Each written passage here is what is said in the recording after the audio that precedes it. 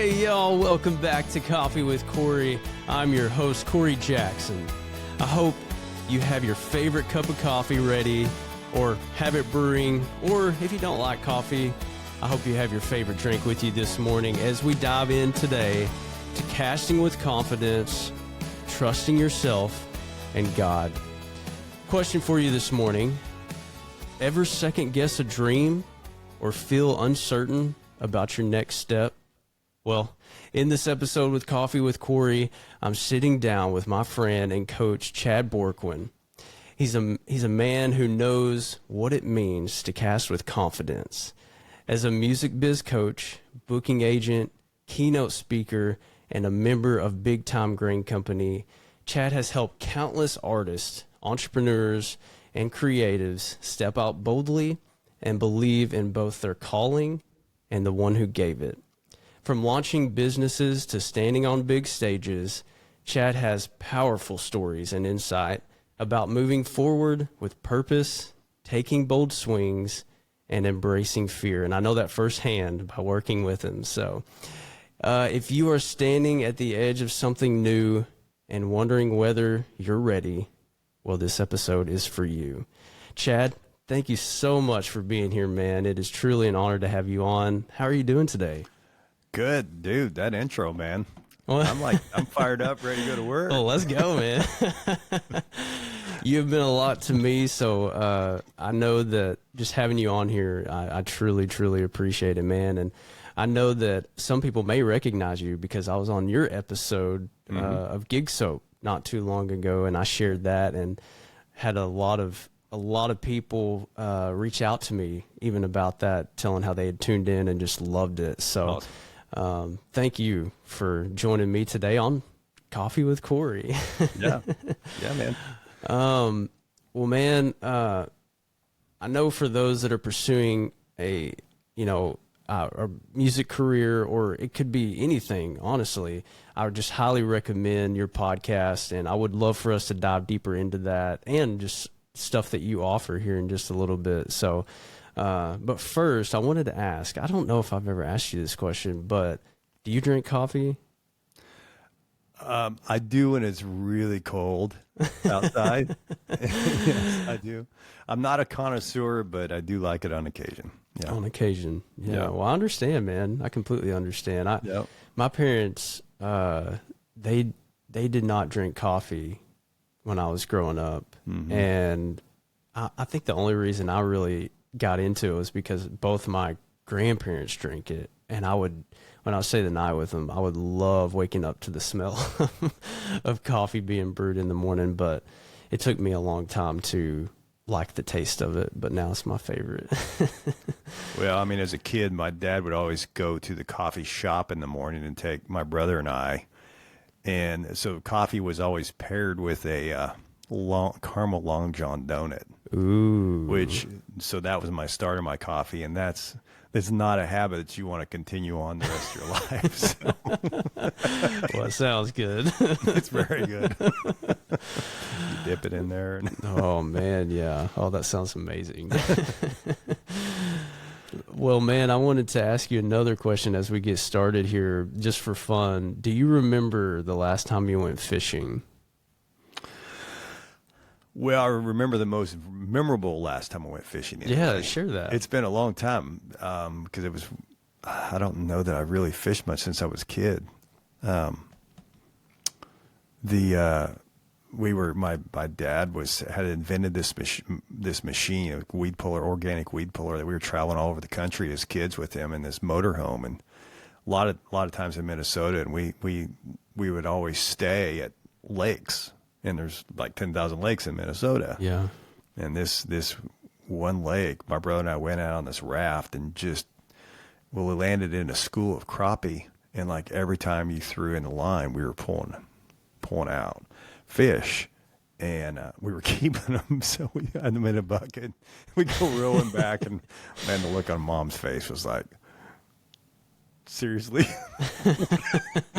Dad's like, well, I guess we got to clean them. So right. I think we had like 30 or 40 in there. Oh, wow. Y'all ate crappie for a little while then. Yeah. That's my dad's favorite. We love to go crappie fishing. So Yeah. we actually did that a couple months ago. It's been, oh man, you just can't beat the taste of crappie. It's so good. It is good. Yeah. Well, man, thanks for sharing all that. I love to ask those questions to get started, and let's just dive in here, man. I know a little bit about your story, but I would love for you to share it as we just dive into this episode here.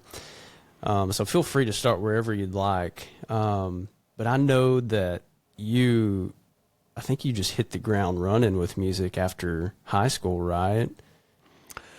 Yeah. I mean, I had a couple, probably what you call glitches in that story. Because when I started because of a buddy of mine sitting next to me at a assembly when a band came through, said, "Hey, let's play guitar, or why don't you learn to play guitar and we'll start a band." And he was already been playing a number of years, and I was so taken in by this concert I was sitting in that I just said yes without even thinking. Like, yes, I want to do this.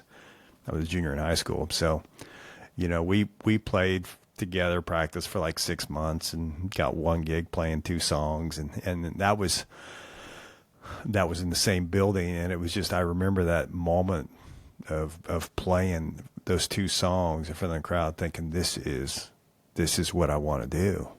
And then Wow. and then I heard we got a new practice place, and I was driving, small town in Colby, Kansas.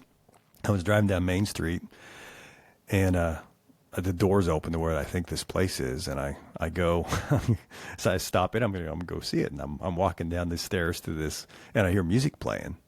First, I think it's somebody's playing a radio or something, and I get to the bottom, and it's my band without me. They didn't really fire me; they just started a new band without the drummer and myself, and that's how I found out I was no longer playing with those guys. And so I had played enough. I wasn't very good, so I get why they moved on.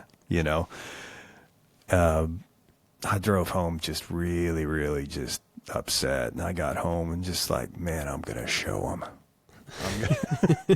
I'm gonna become the best guitar player ever. That type of deal. Mature thinking type stuff. Right. So this is pre-YouTube, pre-internet, pre-all that. There was one guy in town that taught guitar. I had one lesson with him. He's like, "No, I can't teach you what you want to know."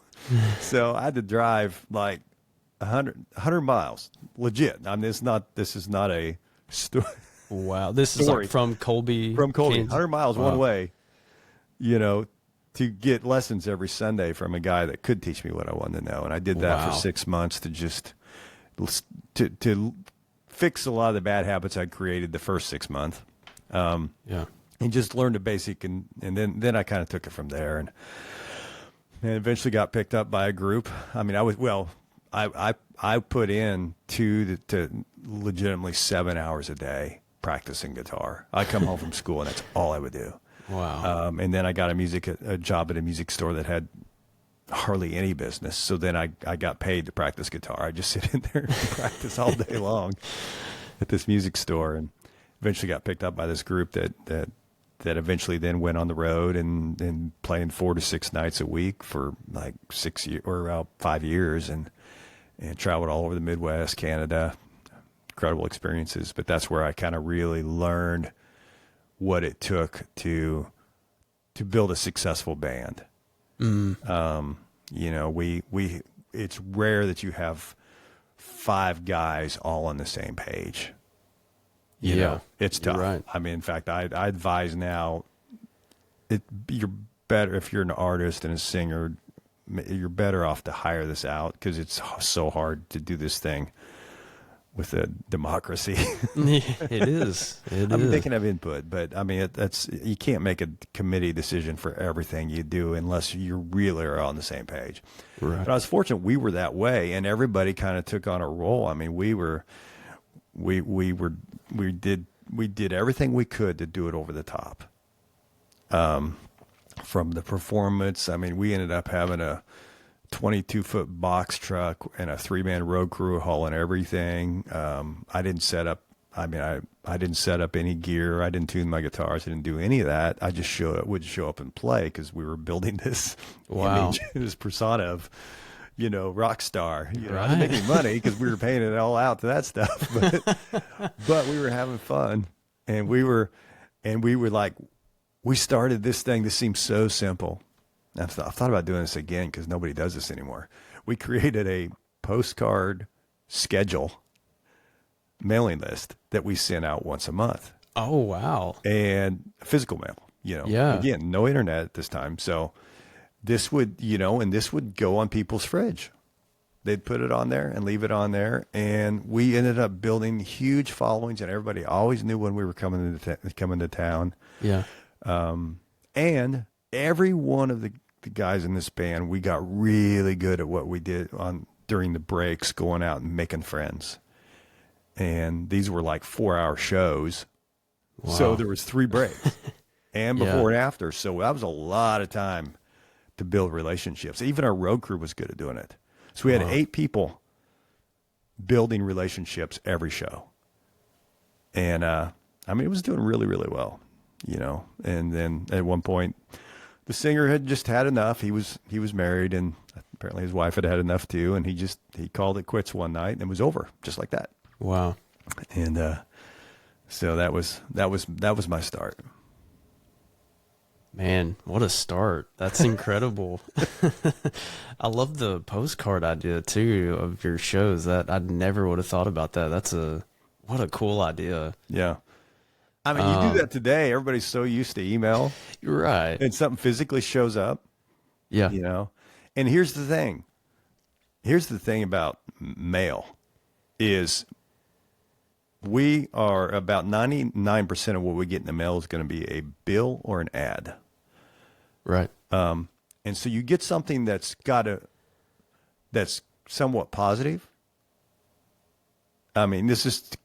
This could be called an ad, but it's really more. It's about something different. And so there's an emotion that rises if you get something positive in the mail.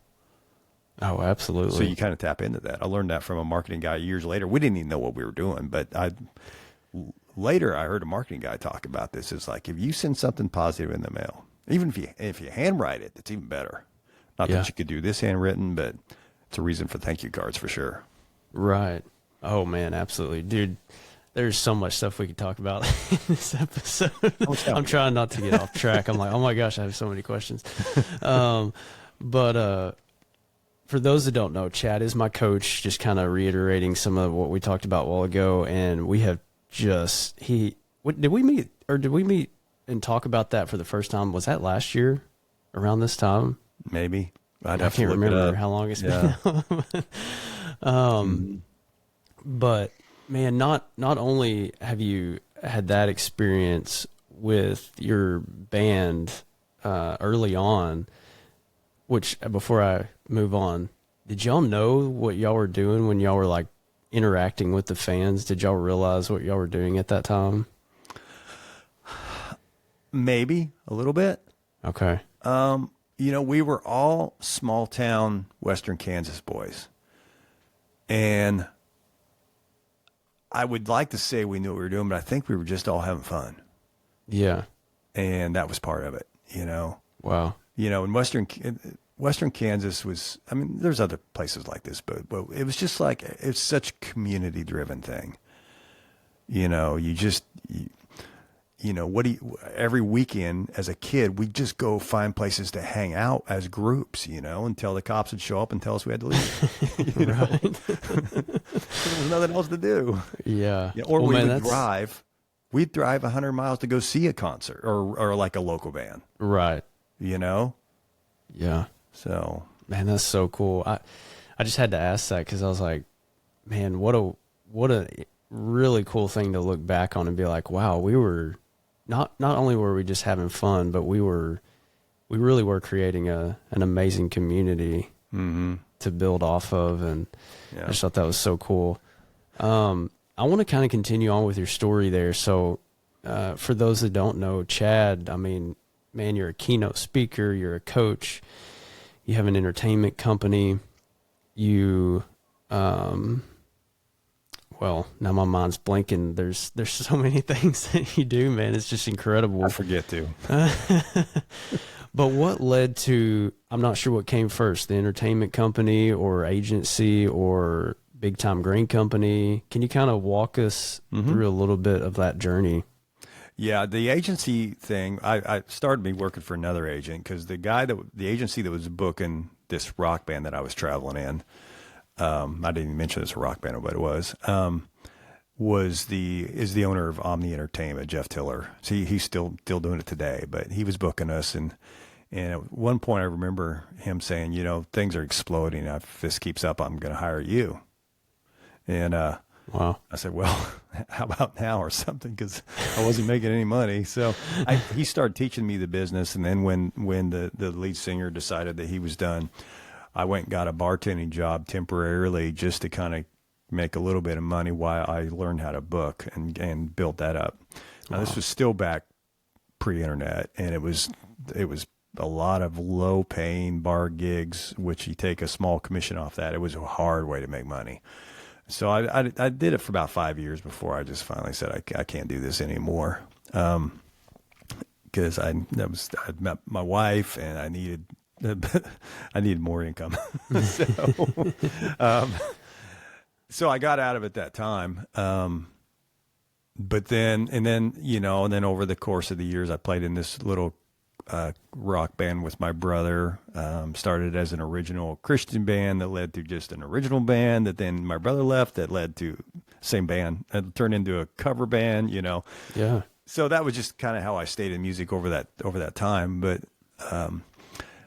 and it was like 2010, I think it was, this, a friend of ours brought a friend over for New Year's Eve one night. We were just hanging out. I was playing Wii and, tennis, and she goes, hey, she happened to be the marketing director for Legends here in Kansas City. And I'd never met her before, but she found out a little bit of my past. She goes, well, I was kind of thinking about doing this acoustic series out there. And I'm like, yeah, I could help with that. And I just said yes without even really thinking it through. I didn't even know if I still had all the contacts, or if they even musicians were still there, but a lot of them were.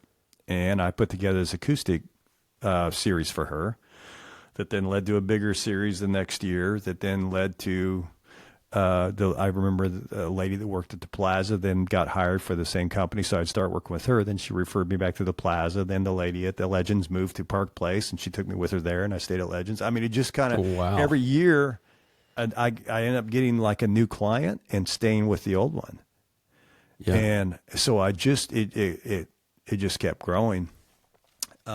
During this time, I had also started a advertising company. There's a whole story why that happened that we don't have time for, but it was a door hanger advertising company where we would sell multiple ads and send crews out. We were delivering about 100,000 ads throughout Kansas City at its peak, with coupons on them. And it was these big, beautiful ads right through the door. It was going great until the 2008 crash. And then that was advertising was one of the first things, most businesses cut during that time. And so it was going under pretty quick. And I was just like, man, I'm not happy. And I'd already started Big Time Grain Company at this point. And I had some of this agency business stuff going on. I'm probably mixing up my dates, but if anybody's doing the math, it's probably not all accurate. But anyway, but I remember sitting in my basement studio, just fed up. I mean, I was going broke, about to lose the house. And I remember this thought. It's like, well, if I'm gonna go under, I'm gonna go under at least doing something I love. So I completely shut the advertising agency down, and went all in on music with Big Time Grain Company, and then also, worked on the agency. Although I still was not trying to grow the agency. I was just kind of managing what was coming in, but I really wanted to grow Big Time Grain Company, and I wanted to do it now because it was a new group, and I had this thought. It's like, well, I've learned a lot here. I've had an advertising company. I also ran a vitamin sales organization for 5 years, which I didn't even mention, but a lot of time in here. And then working for the other agency that I'd worked for, plus all the years of playing, I'm like, I think I know enough to really start something a lot better than I ever had before. So we started Big Time Grain Company, coming out of the gates saying, okay, what if we came out of the gates looking bigger than we are? Not falsely, but let's do everything pro pictures, pro website, pro whatever. And I remember getting like 7 gigs for this group at a higher pay than anything I'd played in the rock group for 15 years without anybody have ever seen us. Wow. So I'm like, okay, there's something here. So let's lean into this. And there was something there with the group, but there was also something there with creating a very professional business run group. Now you still have to back it up. We had to back it up when we got to the gig. We couldn't, you can't do that very long if it's not a real product.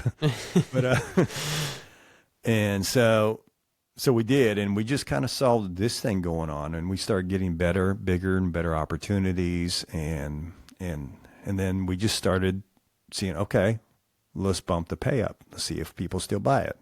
So we bump it up $500 one year, and then we did it again the next year, and then again the next year, and it just kept going up, and people kept buying it.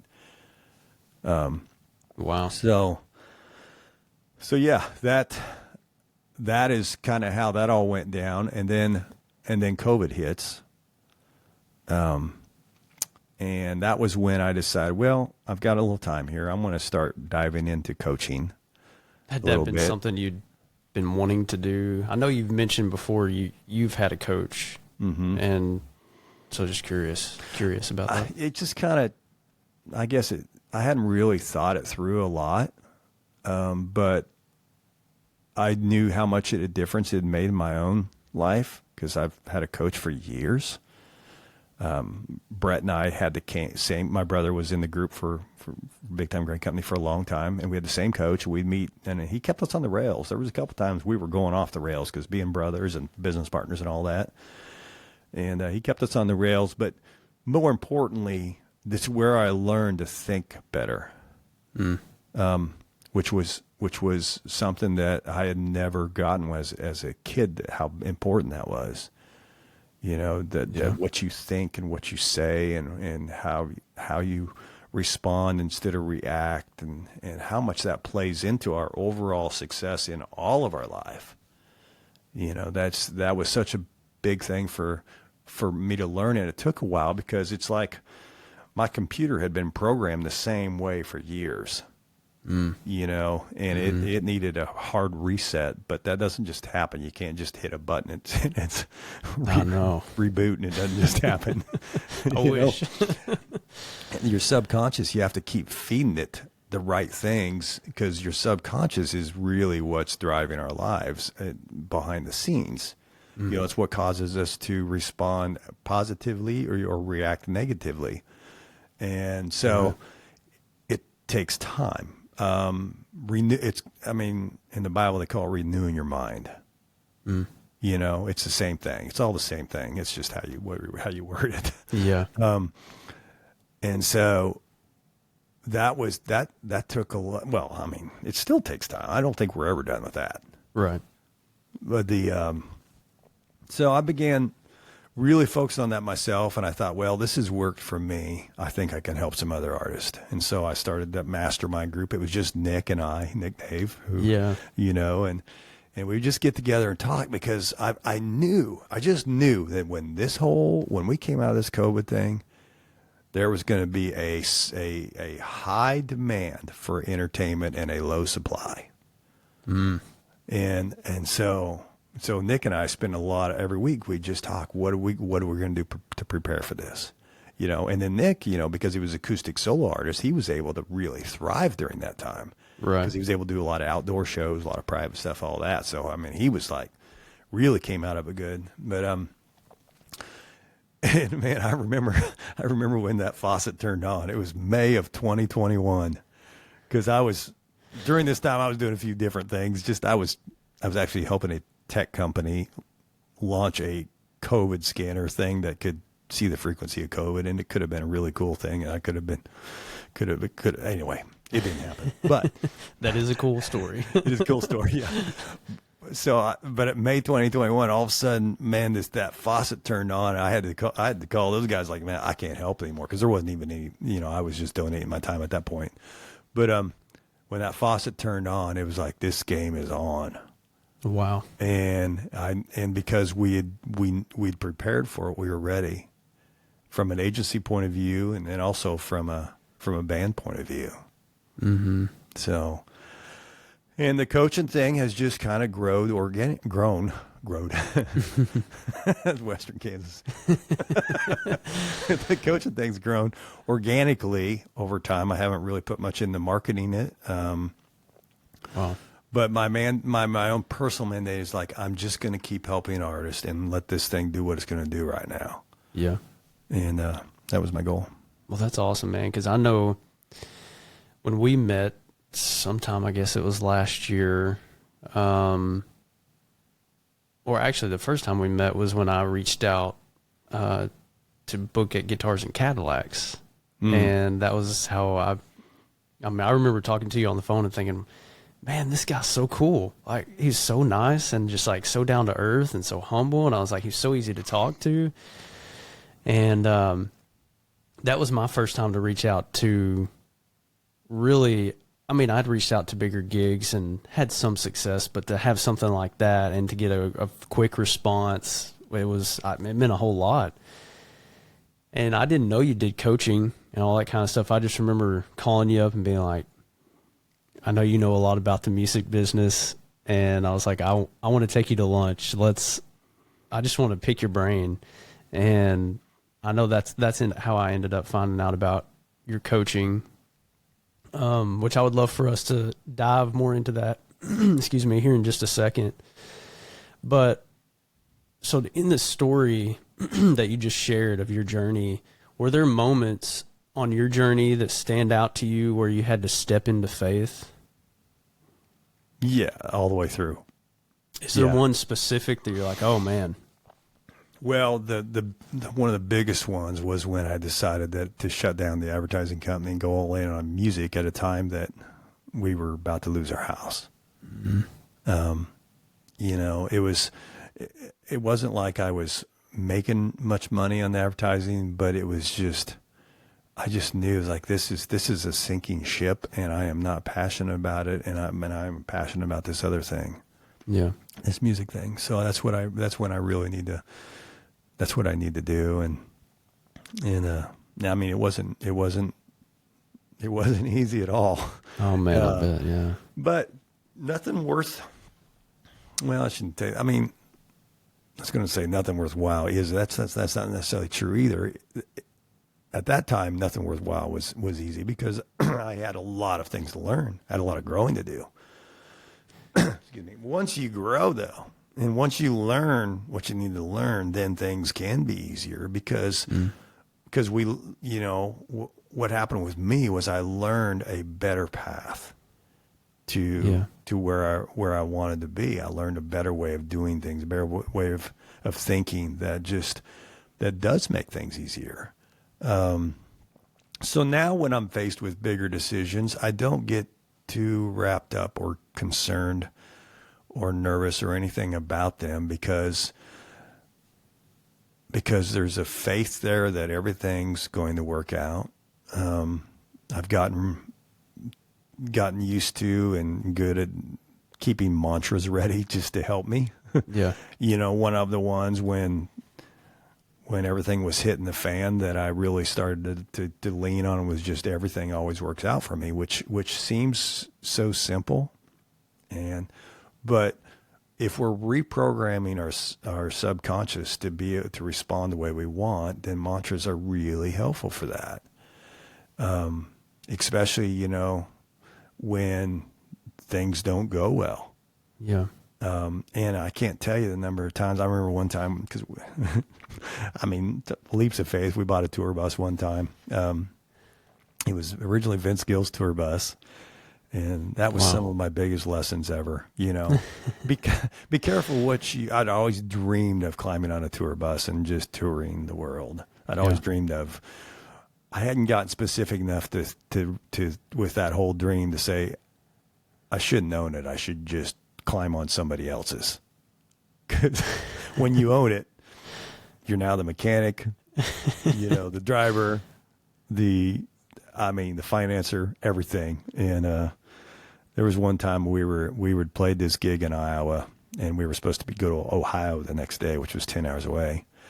And so we played this gig in Iowa. We go sound check, go back, take a nap in the hotel room, and go out to get in the bus to go to the gig, and it doesn't start. Oh man! And I'm not a great mechanic. I mean, everything I've learned a lot of it on that bus, but this was beyond me. And I just I remember just leaning on that. Everything always works out for me. I'm smiling though, and I'm smiling the whole time, walking around the bus, pulling out wrenches, doing all this stuff.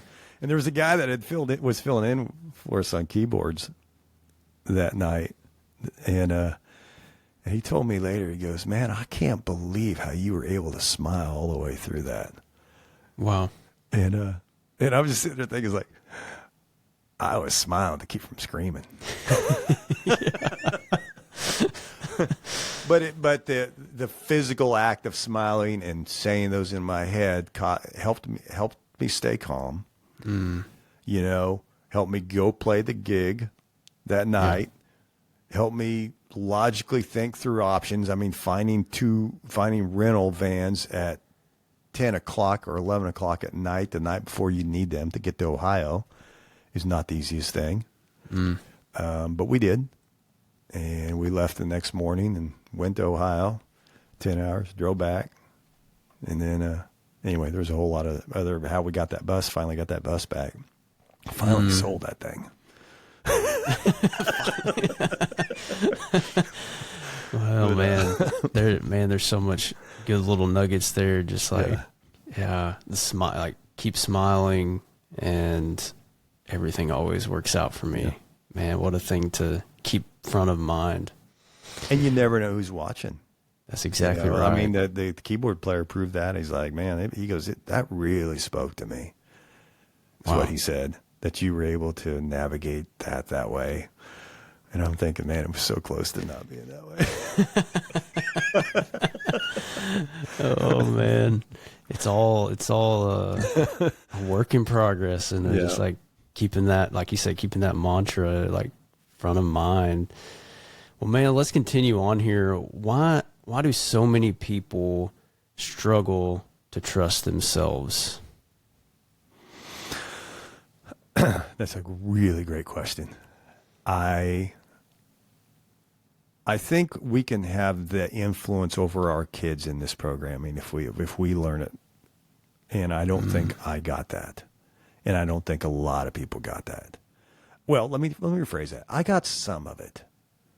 My dad was an inventor, so he was always leaping on faith. That was not his issue. So I did get that from him. But then he would self-sabotage whatever he was working on, through relationships or whatever, because he would hit what you and I have talked about a lot, is these upper limits. Yeah. And and I think that's what happens a lot of times is we hit an upper limit. In other words, we get to a certain level in our life, whether it be our finances, our love life, our work, whatever, where we surpass a place where we feel worthy of being. And once we surpass that, then we self-sabotage subconsciously back to the area we feel comfortable at. And it's these comfort zones that keep us stuck and keep us in places where we're comfortable because we know it. But the problem with that is we're missing so much experiences of life that we could be having if we would just lean into those, And that's one of the things I've just working with you, but I've so admired about you is that you have fear, but when you have fear, you go towards it. And I don't think a lot of people do that. I think it's a very, very small percentage that are able to actually lean into that fear and get past the other side. And there's so much life on the other side of that. Yeah. But there's always going to be a new upper limit. So, so the key is we don't get rid of them. We just get better at recognizing them for what they are. And if you shine a light on anything, then a lot of times it just goes away. Right. So, man, that's so true. And thank you for that. I have been so nervous about this podcast, especially getting started. And honestly, I was really thankful that you had started yours. And then we jumped on here and got to talk about stuff, because I was like, oh, wow, that helped in like a huge way for me. And I don't know what it is. I still get nervous before, I mean, even when I did shows or even jumping on here before that. But I'm like, okay, I'm nervous. All right, it's going to be good. It's going to be good. Yeah. Shaking it out. But man, thank you for sharing that. That was so good. I want to kind of continue. This is kind of an area of coaching and confidence that we're talking about. And I wanted to ask you a couple more questions. What are some common fears or lies you help clients overcome? Man, you're asking great questions. I mean, belief, which we kind of hit here, is a big one. Belief that what they want is actually possible. You know, there's a lot of times in somewhere along our path, we've gotten beaten down enough that it's affected our belief. Whereas kids, you know, you kind of believed you could do whatever. I mean, at one point I thought I could actually be Spider-Man. Right? Oh, I still do. Dude, if you figure it out, I'll let you know. Let me know. I mean, I remember we had this porch that was 4 foot high, and I also wanted to be Superman, and I'd try these towels on my back. It's like, if I just get the towel right, I'll be able to fly. And just go running off, you know. But somewhere along the line, you just get beat up enough, you start to lose that. And I don't think we were meant to lose that. I think we were meant to lean into that. And I think some people do lean into that. Whatever you think about, not only you, but whatever anybody thinks about Elon Musk, put that aside and just acknowledge the fact that that guy has leaned into everything he's done. Yeah. And it's fascinating to me. And I've even watched and kind of what the guy's gone through with everything. It's fascinating to me to even think about saying, okay, I have no excuse to be afraid of anything, because I'm not trying to get a rocket to Mars. You know, I'm not trying to anything else he's doing. I mean, what I'm doing is very small compared to that. So I have no excuse, because it's, there's one God. You know, why would God bless one guy when not the other? And a lot of times we like to blame external sources for things that have not happened. And I think the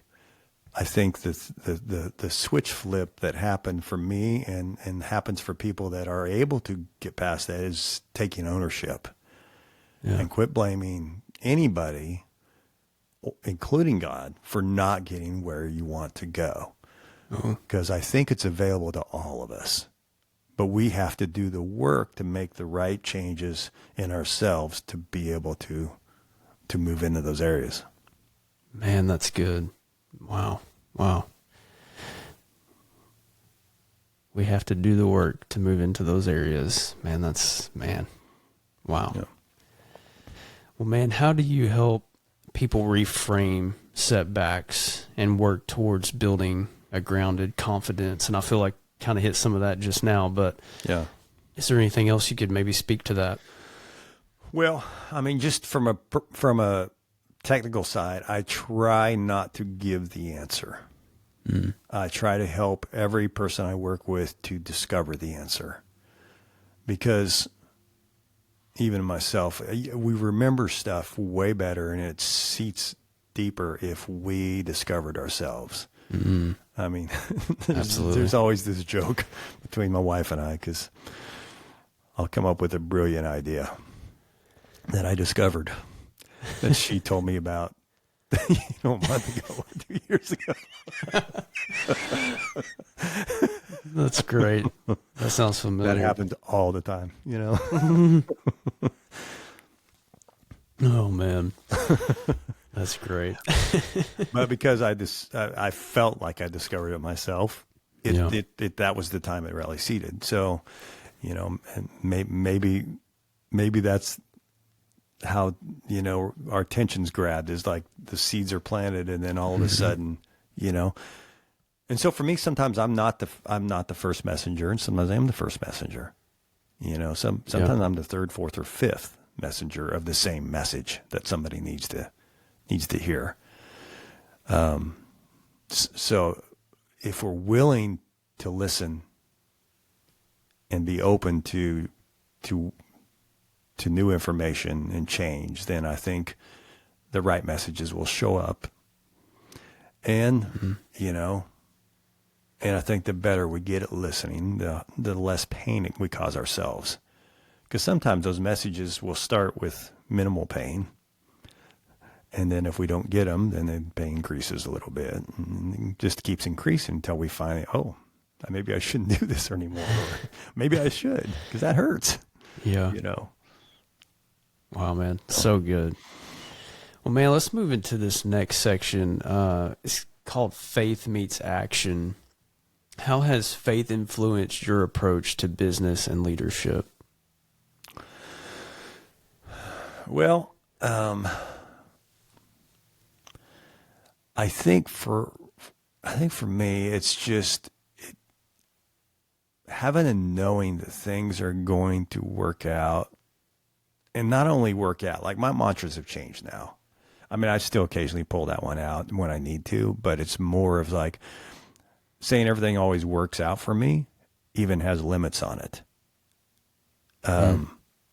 Because it's saying that it was important at the time because I was having problems I needed dealt with, but it's at the same time, it's re-edifying that I'm going to continue to have problems, because if everything's working out, it's because I've keep running into issues. As opposed to that, it's like, okay, I am living a life of increasing abundance, love, health, while inspiring others to do the same. Mm-hmm. Yeah. So that's got a little different tone to it. It's slight, but it's different. One of the things we talked about just this last Monday was the words try and wish. How detrimental those are. I mean, when we say try, it's because we've decided we're already going to fail because we're just trying. When we say wish, it's because we just hope it's going to happen. Yeah. And it's not enough, So leaning into something, the action, and if I get overwhelmed, backing myself off to just what's the next step. Mm-hmm. Because the bigger the dream or the bigger the goal, the more overwhelming it can seem if we're trying to focus out too far. Right. But a big lesson I've learned is that step number 2 is going to be influenced by step number 1. So step number 2 of whatever that is probably going to change. It's going to be different. So for me to try to figure out how I'm going to handle step number 2 as opposed to just focus on step number 1 is a bit of a waste of time a lot of times. Now, I'm not just saying you shouldn't at least have some kind of goals or path of where you're heading, but having the openness to say, the most important thing I can do right now is this step number 1, and the most important thing I can think about is step number 1. And then I'll worry about step number 2 when that's done. Yeah. That's hard to do. At least it is for me. Yeah. We all like to overthink stuff. What's that? We all like to overthink stuff. Oh man, yeah. One other thing is what I get from how I start my day. You know, being a recovering type A, for years, I would hit the ground running because I felt like everything was dependent upon me. And that's a different thought than say I'm taking responsibility for my actions. But what I was thinking was, this is only going to happen with my efforts. Right. You know, as opposed to now when I start the day, I start slow. I take my time. We've got a big picture window now that the sun comes up through, and I go out there and I just sit. I do some breathing techniques that are around health, but also give me a lot of peace at the same time too. It's when I pray. But most importantly, it's when I listen. And some days I do better than others, but if I will take the time and just listen, there's a lot of times going to be one or two things that come in there that are potentially my next steps for whatever I'm working on.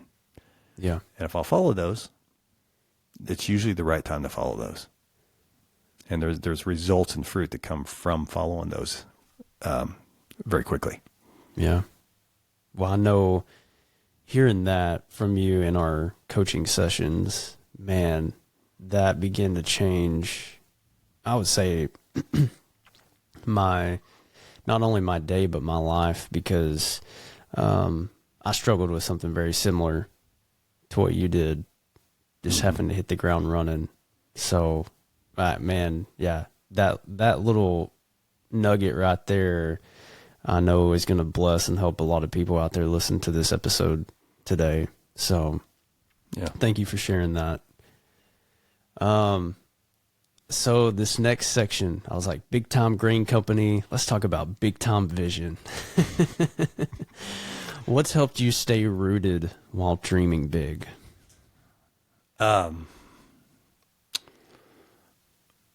Well, first of all, I'm married to a woman that if I get too far away from that, she's pretty good at helping me with that. That's awesome. So I try to do it before she has to. Yeah. Man, I mean, you know, the morning time that I just talked about is a big thing, Yeah. but keeping my eye on what's really important. Yeah. You know, relationships are important. You know, relationships without expectancy of return are important. You know, the vitamin company that I mentioned earlier was a network marketing company. And I mean, we made a lot of money doing it. But the problem that I discovered, especially when I got out of it, was I had started turning everybody I knew into a potential customer. I'm like, that is not a healthy way to have a relationship, you know? Yeah. Which is, I mean, that's kind of the thing with network marketing. Is like, you know, Right. Everybody's a potential customer, you know, and there's people that have done really well with that sort of thing and not done that. But that's not where I was at. But it taught me a huge lesson in leadership, was that value people for who they are, not what they do. That's good. And then find ways to, if you help enough people, other people get what they want, you will automatically be taken care of. Yeah. So That's so good. Wow. Man, here's another question for you. How do you balance being confident without being prideful? Oh, well,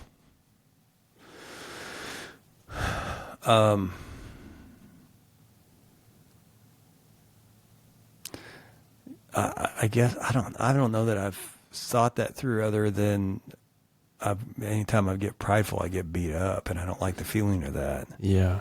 You know, it's something will happen that'll bring me back down pretty quick. Yeah. You know, somebody will say something, somebody will, you know, something will just, and a lot of times it doesn't take long. It's pretty fast. Right. So it's just, I don't like that. So that makes it easier to not be prideful. Over the years, I've definitely struggled with lack of confidence and had to learn to be okay with who I am. Even as a person and as a guitar player. I mean, I've wanted to be other guitar players before. Yeah. You know, and that's not healthy. Right. Because there was only one of me made, and nobody's going to do a better job of being me than me. So why try to be somebody else? Because I'm not going to be a better them than them. Right. Right. So that's good, man. Thank you for sharing that. As we begin to kind of wrap things up here, what is some practical advice for someone sitting on a dream or a calling but afraid to act that you would give them? A couple things. We mentioned the next step, which is big. Just identify what the next step is. But a really, really good next step might be find somebody else who's already a few steps ahead of you in that same dream or similar dream, and just go ask for advice. You know, one thing that people love the opportunity to share advice, and if you give it to them, you know, and they're in an area you want to be in, you don't know where that can lead. And also just be open to the path. You know, keep your eye on where you want to end up, but be open to the path being different than you think how it should go. That's good, man. I love that. How do you discern if it's time to cast weight or recast in a different direction? I know that we may have kind of answered some of that throughout the podcast here, but. Well, you mean like there's no fish in the first spot? So you need to check spots. Yeah. I think, if there's consistently seeing no fruit for something you're doing, then maybe it's time to look a different direction. But I've seen it too many times also where people change spots too quick. You know, so they were thinking the situation was the reason they weren't being successful. Yeah. And it's more about in what the things we talked about earlier is like, am I thinking the right thoughts? Am I reading the right things? You know, I read a lot of books. Some of them are great. Some of them just okay. Some of them have been so valuable to me that I've read them 14 times, 15 times. Yeah. And when I say read, for me, it's audiobooks. I retain way better that way. But, so identifying is the problem internal or external, and being really truthful with ourselves is important, because a lot of times it's internal and we're wanting to blame the circumstances. Right. Well, you just provoked another question I had or thought of just recently here. I know you've mentioned to me The Big Leap, which I've read that. Are there any, maybe you recommend that one highly for anyone listening out there today with the theme of the podcast? Is there anything else that may come to mind to you for anyone out there today? Book-wise? Yeah, book-wise. Yeah, for sure. There's a few of them. Working with the Law by Raymond Hollywell is a really, really great book of understanding how, at least for me, how faith and God ties into everything we've talked about here. And that there is if we will work with the laws that God has put in place. And I'm not talking about, it's a different use of the word law, by the way, but in the book explains that. But if we will learn to work with, as opposed to saying, man, I wish God would bless me on this. See there, I use the word wish, God, I wish God would bless me on this and grant me this magic genie type thing that I want, that's one side of things. Or, okay, how does God set things up? And how, if I line up with how he set things up, then I can have anything I want. And that seems very, very bold. But you got to read the book before you come back and debate me on this. Okay. I haven't read that book, so I'll have to read it. Well, man, I know as we kind of get things wrapped up here, I wanted you to just talk about your company, how people can get in contact with you, whether that's coaching, the agency, or anything like that. Sure. Yeah, the coaching is it's gigsoap.com. And they can reach me that way. It's got a list of the different things we offer on there as well. The agency is generationrelevant.com. So, and then the band, bigtimegrain.com. Yeah, man. Do y'all have any shows coming up this weekend? We do. We're playing out in Hayes on Thursday, Gardner on Friday, and Baldwin City on Saturday. Awesome. Yeah. Well, y'all definitely go check out Gig Soap for sure. Come hang out with us on Mondays when we meet every Monday. I know that you can even check out more from Keith, Nick, and I know there's actually a new episode I think that came out this week. Yeah, Steve Banke. Mm-hmm. Steve, yes. Mm-hmm. Keith and Nick I've gotten to know really well over the past year, and I got to listen to their episodes of your podcast, and oh my goodness, man, there's so much good stuff there. So anybody listening to this, definitely go over and listen to Gig Soap with Keith. There's 2 different episodes, one with Keith and one with Nick, and you will just get so much great information, whether you're playing music or just life in general. So Chad, man, from being part of your coaching group and podcast, I can honestly say it has changed more than just my career. It's shifted how I view my calling and purpose. So thank you for what you're doing, man. It really means a lot. Yeah, man. Thank you. Appreciate you doing this. This This is a sweet spot for you. I can tell this is going to be a really cool venture for you to lean into. Thank you. I've never done a whole lot of interviews, so this is a very new venture for me, and I've gotten to where I'm like, man, I love it. It's so much fun. Yeah. Well, y'all, as we wrap it up here today, I just want to tie it back to fly fishing, or even just fishing in general. You can't make the perfect cast if you hesitate. Sometimes you've got to let it fly in faith. And I'll tell you, I was fishing a couple weeks ago. I wasn't hesitating, but I was still getting the limb brim that was behind me, and it broke my line. But don't hesitate, because you just never know, because I think I ended up catching a fish after that. So I also wanted to, before we completely end this, read from Hebrews 10, verses 35 through 36.